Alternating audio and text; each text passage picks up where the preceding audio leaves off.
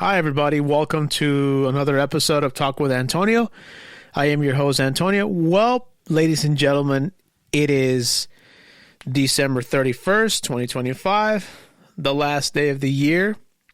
In just a few hours, it's going to be January 1st, 2026. And honestly, okay, I will say, I'll be frank with all of y'all. I wasn't really planning on recording this week because, I've been busy with work and I'm still busy packing. And I'm doing like a little something together here with my family. But you know what? I might as well do this because I just want to say, it just is going to be like a very brief episode talking about the year of 2025.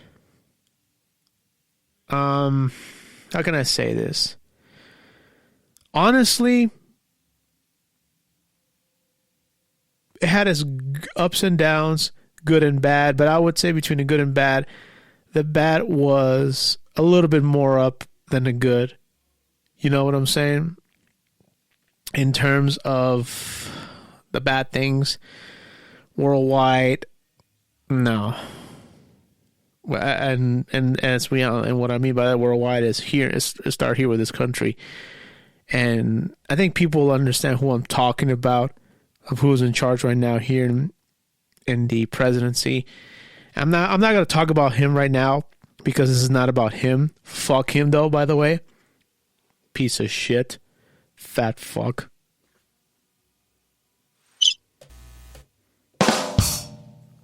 That's what I feel about that piece of shit.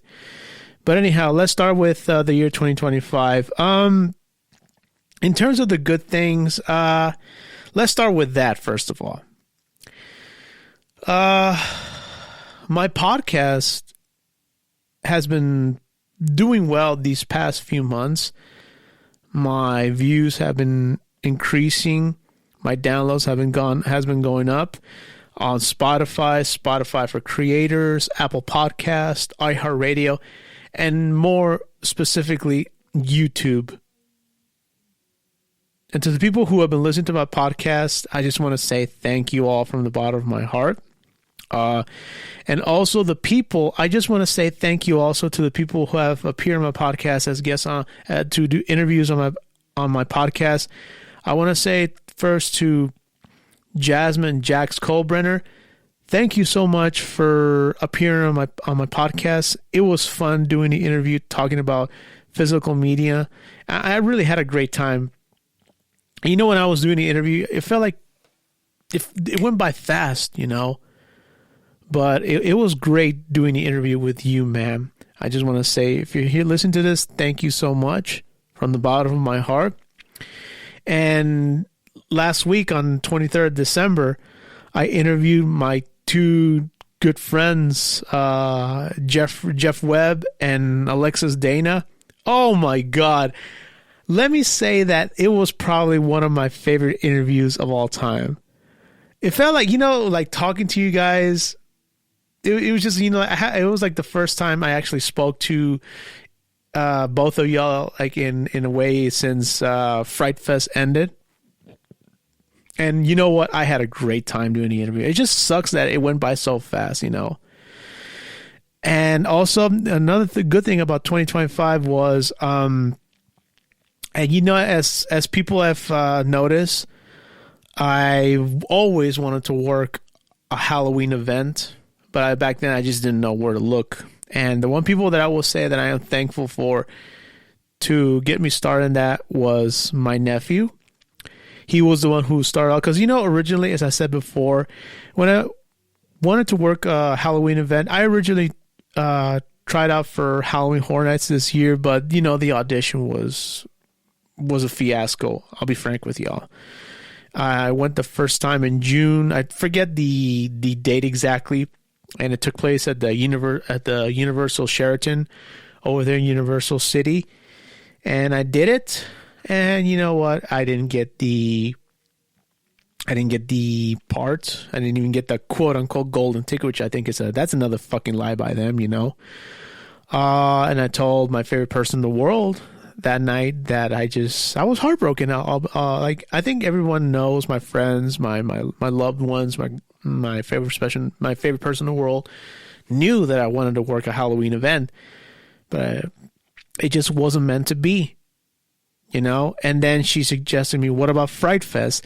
And I'll be frank, when she said Fright Fest, I was like, Magic Mountain, I was like, I wasn't really too, and I'll be honest with you, people, I wasn't really too keen on working Six Flags Fright Fest, because to everyone who wants to work in a haunt, everyone wants to work at either Universal Studios Halloween Horror Nights or Knott's Berry Farm.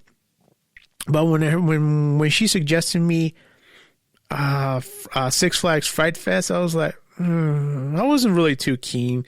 I'm not gonna lie to you, but you know what? I wanted to do it, And I got there, and I had to wait like a few more weeks, because when I went to the audition for Halloween Horror Nights, it was the first week of June.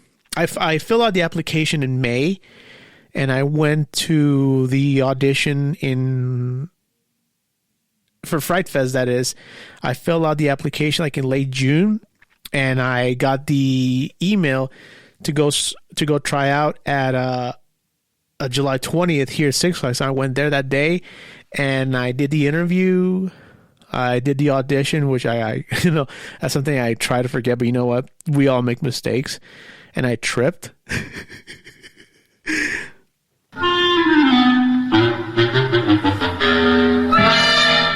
And I tripped, but I thought, you know what? Fuck, I'm not gonna get the job. But when I sat down, when I did the audition, I sat down, and then they called my name. They took my measurements, and I was like, what the heck? Really? What's going on? Honestly, because I wasn't really expecting that, honestly. And then I went outside, sat out, and then they took they asked for my driver's license, my birth certificate, my social. A few hours later, they brought it back out, and they gave it to me. And I was like, okay. A few hours later, I got the job at Fright Fest. And, that was like, I was like the happiest man that day. But it's funny how life goes on. Life how it is. The following day, on Monday, July 21st, I get another email from Universal Studios letting me know that I have another chance to go do another audition for Halloween Horror Nights again. I was like, what the fuck, really? And I'll be honest, people, I was not going to go. But I believe it was my mom who told me that, son, if you don't want to go, you don't have to go. But if you don't go, you're going to be stuck with that as how people say the what ifs. Exactly. I said to myself, yeah, if I don't go, I was like, what if I get hired, So I was like, you know what? I'll go. I responded, and I went to the audition because, I came to a conclusion. I'm going to go audition for Halloween Horror Nights. But if I don't get it, I have Six Flags Fright Fest as a backup plan, because the one thing that I really liked about Halloween Horror Nights is because it had a little bit of an increase in pay. That's what I liked about it. With Fright Fest, it's a little bit, it's not that much, but with Halloween Horror Nights, it's just $2 more. So I was like, okay. I did the audition. You know what? I didn't get the job. And I said, and I told my family about it, and my mom and dad, and they were like pretty pissed off. Like, you just went there just to waste your time. I was like, yeah, I did. Well, I tried, and I said to myself, you know what? I got the job at Fright Fest, so I don't have to worry about anything. So I got the job at Fright Fest. I went for orientation. I went there first day at Willoughby's. Like when I went there the first day, it was kind of like, like school. Like you go to a new place, and I don't know. I talked about this with Jeff and Alexis that it was the first day. We didn't know anybody. My bosses, Alyssa, Jax, Mr. T, I mean, they were awesome from the get go. But in terms of my coworkers at that time, I didn't know anybody, and little by little we started opening up. And you know what? As I said this to my two friends, Jeff and Alexa, when I did the interview, I won't lie, I was bummed that I didn't get the job at Halloween Horror Nights, because everyone wants to work there. But at the same time, I believe they probably did the biggest favor in the world, because if I would have not gotten hired, I would have not had the greatest time working at Fright Fest this year at Willoughby's. Because you know what? Oh my God, I could tell you that the people that I met there, everybody was fucking awesome. And I was, and towards the end, I'm not gonna lie to you, I love working for Fright Fest. I believe it was probably, in my opinion, I know it's gonna sound a little bit like people go, oh, why do you say that? That's just the way I feel, people. Fright Fest to me was probably like the best thing this year. Excuse me. I loved it. I met wonderful people. Everybody there, my bosses, Alyssa, Jax, Mr. T,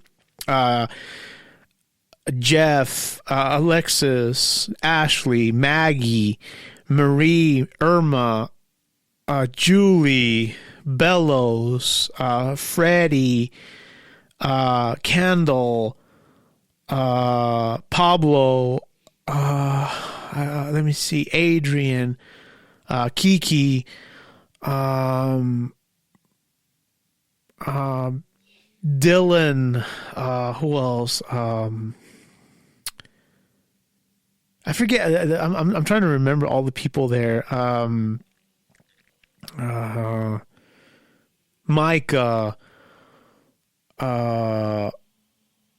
Angelina, Brianna, Kenzie. Oh my God, I could go on and on and on, It's just like I met wonderful people there. Everybody was awesome. And you know what? As I said before, I'm glad that I got rejected by Halloween Horror Nights, because right now, I don't think I would have met everybody there. Everyone was wonderful. Everyone was awesome. I loved it. And when Fright Fest ended on November 2nd, I won't lie, I was sad, Because if I would have had a choice, I could do this all year, Yes, it's tiresome. I won't lie to you. But it's awesome. And I would say like the best part of 2025 was working Fright Fest. And I met wonderful people, and I made some new friends. And I would say, yes, that's like the best part was Fright Fest.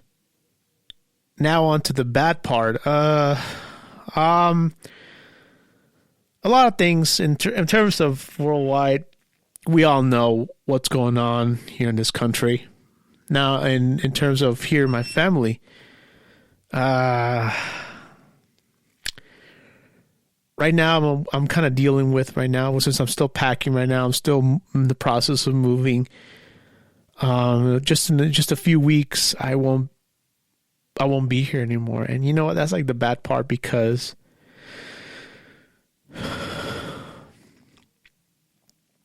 it's just hard, But you know what, though? With the help of my favorite person in the world, my friends, my old close friends, my new close friends, my new friend, my Willoughby's family, my family, my immediate family, that is my mom and dad, brother, nephew, cousin. I know things will be all right, It's going to be hard to adjust at first, but you know what? I know things will be okay, because we'll be back in the valley no matter what, But in terms of what do I expect for 2026? What do I expect for 2026, ladies and gentlemen? The only thing that I want is this.